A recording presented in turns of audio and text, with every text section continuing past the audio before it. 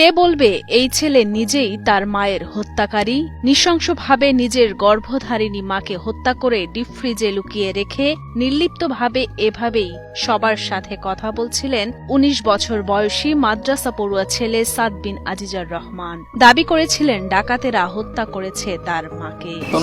এই বাসা ওই বাসা উপরে সব জায়গায় খুঁজে যখন পাইনি, আমার কি যেন মনে হলো আমি ফ্রিজটা উঠেছিলাম। ফ্রিজ উঠানোর পরে দেখতেছি মা ভিতরে মুখ বাঁধা, হাত পিছনে বেঁধে রাখছিল, মুখও বাঁধা ছিল, গলায় হালকা প্রেশার মতো ছিল।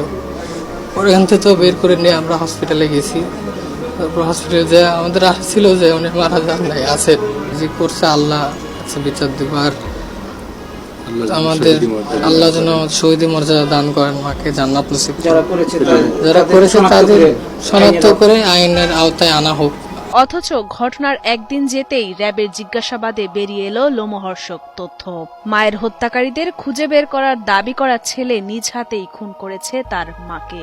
র্যাবের কাছে দেওয়া জবানবন্দিতে তিনি স্বীকার করেন, প্রেমে বাধা আর হাত খরচের টাকা না দেয়ায় পরিকল্পনা মাফিক ঠান্ডা মাথায় নিজের হাতে তার মাকে শ্বাসরোধে হত্যা করেছেন তিনি। এমনকি মাকে হত্যার পর বিষয়টি ধামাচাপা দিতে লাশ ফ্রিজে লুকিয়ে রেখে কুড়াল দিয়ে স্টিলের আলমারিতে কয়েকটি আঘাত এবং জিনিসপত্র ছড়িয়ে ছিটিয়ে রেখে তা প্রচার করেন ডাকাতি বলে। মানে ছোট ছেলে যে সাদ, সেই হচ্ছে প্রথম আইডেন্টিফাই করে বাসায় ঢুকে যে তার মাকে পাওয়া যাচ্ছে না, এবং সেই হচ্ছে আত্মীয় স্বজনকে জানায় যে তার মাকে খুঁজে পাওয়া যাচ্ছে না। তার প্রেক্ষিতে তার বাবা আসে, তারপরে আজিজুর রহমান, তারপর হচ্ছে তার মামারা আসে, এসে হচ্ছে ব্যাপক খোঁজাখুঁজি শুরু করে। পরবর্তীতে আবার এই ছেলেই, ছোট ছেলে সাদ, সে ডিপ ফ্রিজের ভিতর থেকে হচ্ছে তার মাকে খুঁজে পায় এবং সবাইকে জানায় যে এই জায়গায় আছে। এরপরে হচ্ছে আমরা গতকালকে রাতে হচ্ছে সাদ, তার বাবা আজিজুর রহমান এবং একজন জনৈক ভদ্রলোক জুয়েল রানা প্রামাণিক, এই তিনজনকে হচ্ছে আমরা জিজ্ঞাসাবাদের জন্য নিয়ে আসি। এবং জিজ্ঞাসাবাদ শেষে, পর্যাপ্ত জিজ্ঞাসাবাদ শেষে সাদ হচ্ছে স্বীকার করে যে সে তার মাকে হত্যা করে। 10ই নভেম্বর দুপুরে বগুড়ার দুপচাঁচিয়া উপজেলা সদরের জয়পুর পাড়ার একটি বাড়িতে ঘটে নির্মম হত্যাকাণ্ড। মূলত মাকে মেরে ফেলার বিষয়টি ধামাচাপা দিতেই ডাকাতির ঘটনা সাজায় ছেলে সাদ। তবে ঘটনার ছায়া তদন্তে নেমে সিসিটিভির ফুটেজ আর সাদের দেয়া বর্ণনায় অমিল খুঁজে পায় র্যাব। তারপরই গত রাতে সাদ সহ তার বাবা ও একজনকে জিজ্ঞাসাবাদের জন্য নেওয়া হয়।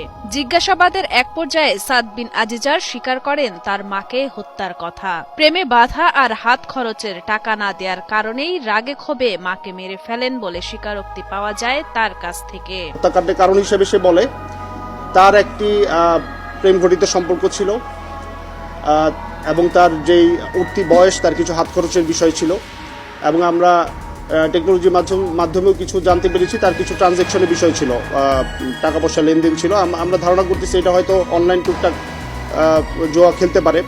যাই হোক, তার টাকার একটা ডিমান্ড ছিল, সেই হিসেবে সে 500 বা 1000 টাকা প্রায় হচ্ছে তার বাবার কাছ থেকে হচ্ছে টাকা সে নিয়ে নিত আর কি, না বলে। এখন এইটা তার মার কাছে বেশ কয়েকবার ধরাও খেয়েছে, এবং এটা নিয়ে তাদের ভিতরে বেশ বাকবিতণ্ডা, ঝগড়া এগুলো হয়েছে। এগুলোর প্রেক্ষিতে তার মার সাথে তার একটা ক্ষোভ ছিল মার উপরে। জানা যায় ঘটনার দিন সকালে মায়ের কাছে টাকা চেয়ে না পেলে বাকবিতণ্ডা হয় আজিজারের সাথে। তখন নাস্তা না করেই মাদ্রাসার উদ্দেশ্যে বেরিয়ে পড়েন সাদ বিন আজিজার। মাদ্রাসা থেকে 11টায় বিরতি দিলে আশেপাশে কিছুক্ষণ ঘোরাফেরা করে 12টার দিকে বাড়িতে প্রবেশ করে সাদ। বাড়িতে মাকে একা পেয়ে সুযোগ বুঝে পেছন থেকে মাকে জাপটে ধরে নাক মুখ চেপে ধরে শ্বাসরোধ করে হত্যা করে সাদ বিন আজিজার। তারপর ওড়না দিয়ে তার মায়ের হাত পা বেঁধে বাসার ডিপ ফ্রিজে লুকিয়ে রাখে।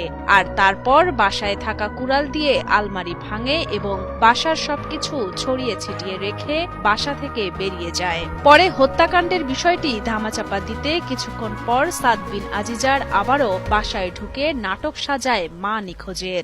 11টার দিকে যখন বিরতি দেয়, মাঝখানে যে বিরতিটা, সেখানে হচ্ছে সে মাদ্রাসা থেকে চলে এসে আশেপাশে ঘোরাফেরা করে, এবং 12টার দিকে হচ্ছে সে বাসায় ঢুকে নিজের যে চাবি, ওই চাবি খুলে ঢুকে হচ্ছে দেখতে পায় তার মা হচ্ছে বটি দিয়ে সবজি কাটাকুটি করতেছে, এবং আমরাও ঘটনাস্থল পরিদর্শন করে দেখেছি যে উনি দুপুরে রান্নার প্রস্তুতি নিচ্ছিলেন।